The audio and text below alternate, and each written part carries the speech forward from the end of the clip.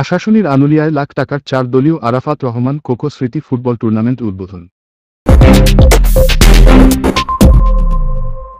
হাজার হাজার দর্শকের উপস্থিতিতে 12 ডিসেম্বর বিকালে সাতক্ষীরা জেলার আশাশুনি উপজেলার আনুলিয়া ইউনিয়নের রাজাপুর মধ্যম একশরা যুব সংঘ এর আয়োজনে আনুলিয়া ইউনিয়নের চেয়ারম্যান ও আশাশুনি উপজেলা বিএনপি সাবেক আহ্বায়ক এবং সাতক্ষীরা জেলা বিএনপি নেতা রুহুল কুদ্দুস চেয়ারম্যানের সভাপতিত্বে ও সার্বিক তত্ত্বাবধানে একশরা ফুটবল ময়দানে আরাফাত রহমান কোকো স্মৃতি ফুটবল টুর্নামেন্ট উদ্বোধন অনুষ্ঠান অনুষ্ঠিত হয়েছে।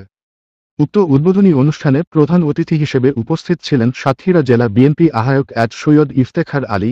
বিশেষ অতিথি হিসেবে উপস্থিত ছিলেন সাতক্ষীরা জেলা বিএনপি সদস্য সচিব আব্দুল আলিম চেয়ারম্যান, জেলা বিএনপি সমন্বয়ক ও যুগ্ম আহ্বায়ক হাবিবুর রহমান হাবিব, সাতক্ষীরা পৌর বিএনপি আহ্বায়ক শের আলী, আশাশুনি উপজেলা বিএনপি আহ্বায়ক সম হেদায়েতুল ইসলাম, সদর উপজেলা বিএনপি সদস্য সচিব নূরে আলম সিদ্দিকী, আশাশুনি উপজেলা বিএনপি সদস্য সচিব মশিউল হুদা তুহিন, জেলা তাঁতি দলের আহ্বায়ক হাসান শাহরিয়ার রিপন, জেলা জাসাসের ভারপ্রাপ্ত আহ্বায়ক শেখ জিল্লুর রহমান, মোহাম্মদ ইসমাইল হোসেন নীরব, এক নামসহ সাংগঠনিক সম্পাদক, সাতক্ষীরা জেলা স্বেচ্ছাসেবক দল।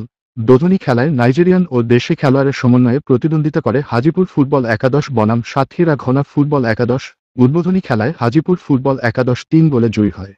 আমাদের দোয়া আপনাদের দোয়ায় আপনাদের কৃতি সন্তান আগামীতে যে দোয়া চাইছে বিএনপি ইনশাআল্লাহ আগামী দিনে রাষ্ট্র ক্ষমতা আনতে আমরা বিশ্বাস করি এবং আমরা ধারা শেষে ভোট দেব। আপনারা ভোট দিয়ে আপনারা শহীদ চেয়ার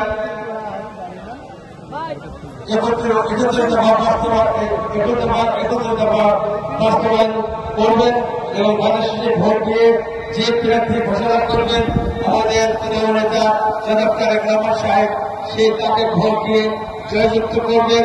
এবং আমাদের সাথে আমার আজকে আমার আহ্বান আমাদের গার্জিয়ান সাতক্ষীরা জেলার অভিভাবক আমাদের বিএনপি পরিবারের সকল সদস্য সকলকে যেহেতু যিনি দেখভাল করেন তার সামনে বলছি আগামী দিনে বিএনপি ক্ষমতা আসলে অবশ্যই এই মাঠকে আনুলিয়া ইউনিয়নের শহীদ চেয়ার এই মাঠকে আমরা বরাদ্দ দিয়ে এখানে শহীদ জিয়ার আমাদের বড় মাঠ হিসাবে আমরা উপহার দেওয়ার চেষ্টা রাখবো এবং করবো এই প্রতিশ্রুতি দিয়ে আমার বক্তব্য শেষ করছি।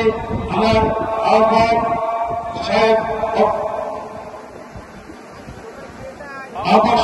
গুরুত্বপূর্ণ বক্তব্য দেবেন ইনশাআল্লাহ।